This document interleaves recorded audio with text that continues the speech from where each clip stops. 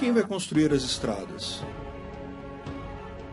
É inevitável. Sempre que eu explico para algum amigo, algum cliente que eu sou anarcocapitalista, que eu acho que o governo é uma coisa desnecessária, a primeira pergunta que me fazem é: mas e quem vai construir as estradas? Veja, eu não estou falando de socialistas que querem denegrir o libertarianismo, mas de curiosidade natural das pessoas. Aparentemente essa reação sobre as estradas é muito comum, não só aqui no Brasil, mas no mundo todo. O meme "More Roads" surgiu no Zewa justamente destacando isso. Eu concordo com a escravidão, roubo e assassinato porque quem iria construir as estradas? Prova de que os servos já têm um governo. E o Estado disse que se façam as estradas. Mas vamos tentar desmembrar o problema para que isso fique claro para o mais arraigado estatista. O problema de quem vai construir as estradas pode ser dividido em 3 partes. Você tem que resolver essas 3 partes para ter uma estrada funcionando. Primeiro é, quem vai decidir por onde a estrada vai passar? Segundo, como convencer o proprietário da terra a deixar aquela área para uso público, para ser usada como uma estrada? E terceiro, a construção da estrada em si, ou seja, como pagar a terraplanagem, asfalto, manutenção e etc. Então vamos ver cada ponto. Primeiro, quem decide onde a estrada vai passar? A resposta é a seguinte: o mais comum disso é ninguém. A maioria das estradas surge espontaneamente, não são planejadas. O que o governo chama de planejar uma estrada é basicamente escolher entre diversos caminhos de terra que já existem, qual que ele vai usar e melhorar e transformar numa estrada. E escolher entre caminhos que já existem é algo que os moradores da região podem fazer entre si na hora que forem investir em novas estradas. E como surgem esses caminhos, essas estradas de terra? Um grupo de pessoas que moram num lugar, precisa ir a outro lugar, começa a usar um determinado caminho. Quanto mais gente passa no caminho, mais a terra fica compactada, menos mato nasce naquele caminho. E como andar em terra batida e sem mato é muito melhor do que andar em terra fofa com mato, as pessoas passam a usar mais aquele caminho mesmo. Reação autoestimulada. Quanto mais gente usa, mais gente tende a usar. Vou dar um exemplo meu aqui. Eu moro no bairro do Catete, no Rio de Janeiro. É um bairro que se organiza em torno da Rua do Catete. A Rua do Catete hoje ela é meio esquecida, mas ela já foi uma rua muito importante para os estatistas nacionalistas. O governo brasileiro, antes de construir em Brasília, ficava aqui, na Rua do Catete, no chamado Palácio do Catete. Felizmente hoje só tem um museu empoeirado lá, e o tal do pijama sujo de sangue que fica lá. Mas o curioso, que muita gente não sabe, é que a Rua do Catete é mais antiga que o Brasil. Tupinambás e maracajás eram os índios que habitavam aqui a região. Eles já habitavam essa região muito antes dos portugueses chegarem aqui. Haviam várias vilas aqui no Rio de Janeiro, mas não aqui no Catete. A região do Catete era uma região pantanosa, alagadiça, ninguém usava para nada. E realmente, quem mora aqui hoje sabe, choveu, a Rua do Catete enche, sempre foi assim. Bom, os índios não usavam o Catete para morar, mas usavam como passagem, e passavam pelo caminho do Catete. Haviam muitos índios aqui, então o caminho do Catete era muito usado, era bem amplo e demarcado. Quando os portugueses chegaram aqui já era uma rua de terra, como a que existe em vários lugares por aí. Dava para passar carroça e tudo mais. Lógico que os portugueses passaram a usar também o caminho do Catete, ele já estava lá. Quando surgiram as casas na região, o pessoal aterrou o pântano em volta e começou a construir casa, evidentemente que as casas apontavam para o caminho do Catete, muito antes de haver a Rua do Catete. Então, quando resolveram fazer uma rua, a solução era óbvia, fizeram a rua no mesmo traçado daquele caminho do Catete, e hoje é a Rua do Catete.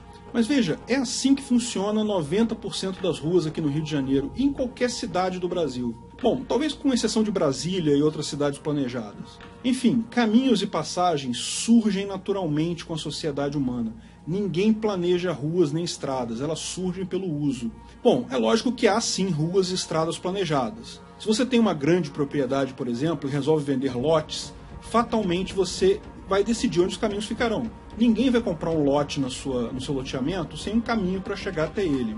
Mas suponha que você tem interesse em criar uma nova estrada, uma nova rua, você descobriu que há uma demanda por uma estrada ligando a cidade X à cidade Y.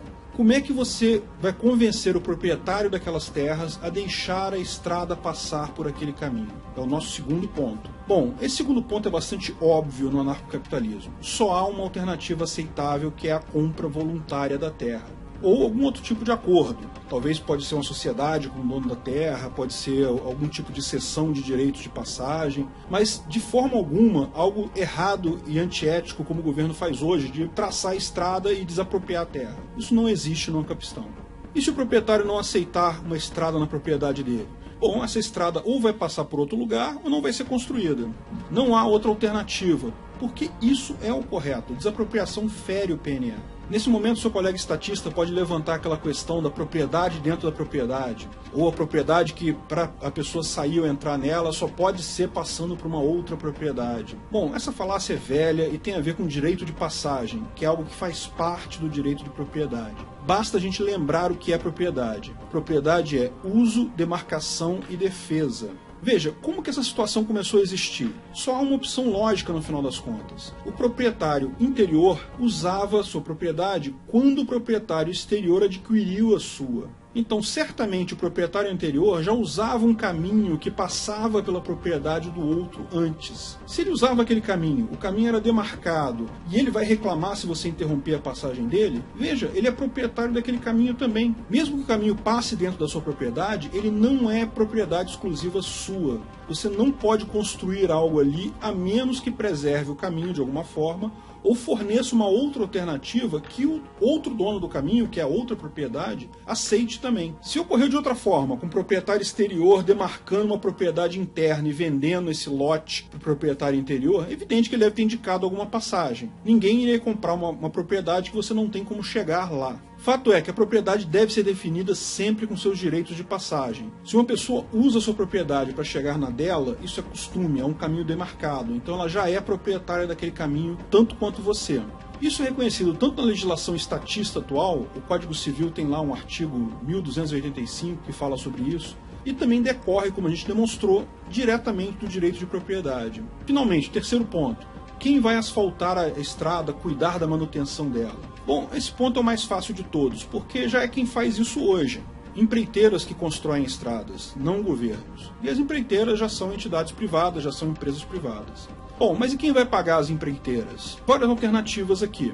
Podem ser os moradores daquela região que voluntariamente se cotizam para asfaltar e manter uma estrada. Pode ser uma empresa proprietária da estrada que vai cobrar um pedágio de quem for usar aquela estrada ou aquela rua. Podem ser as empresas da região que entendem que terão mais lucro com a rua pavimentada e bem cuidada. Muita gente não sabe, por exemplo, que a região dos cassinos de Las Vegas não faz parte da cidade de Las Vegas. Na verdade, é uma região chamada Paradise, é uma região não incorporada americana. Bom, não há nada equivalente a isso aqui no Brasil. Aqui no Brasil nós temos a União, os estados e os municípios. Cada um desses entes federativos cobra alguns impostos. Por exemplo, ISS e IPTU são municipais, ICMS e PVA são estaduais, IRPF e IPI são nacionais. Lá eles têm a União, que é o governo federal americano, os estados, os condados e os municípios. Da mesma forma, cada um desses cobra os seus impostos. Sim, aquela rua conhecida, chamada Las Vegas Strip, que tem todos os cassinos, que sempre aparece quando se fala de Las Vegas, tem até aquela plaquinha característica, ela não pertence ao município de Las Vegas. Como não pertence ao município, o município não presta policiamento, não asfalta a rua, não cuida do esgoto, não cuida da água. Tudo isso é feito pela Associação de Cassinos da região. Adivinha? Funciona muito melhor do que qualquer prefeitura, muito mais barato até para os cassinos que pagam isso.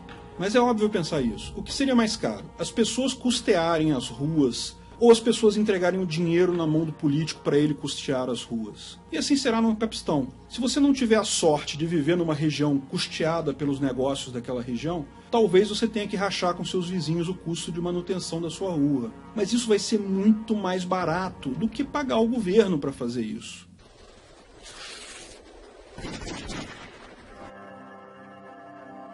Obrigado. Se você gostou do vídeo, curta e compartilhe à vontade. Divulgue sempre que puder o libertarianismo. Não se esqueça de se inscrever no canal para mais novidades. Se tiver dúvidas, sugestões ou críticas, deixe no comentário. Se quiser ajudar financeiramente, veja meu link no Patreon abaixo.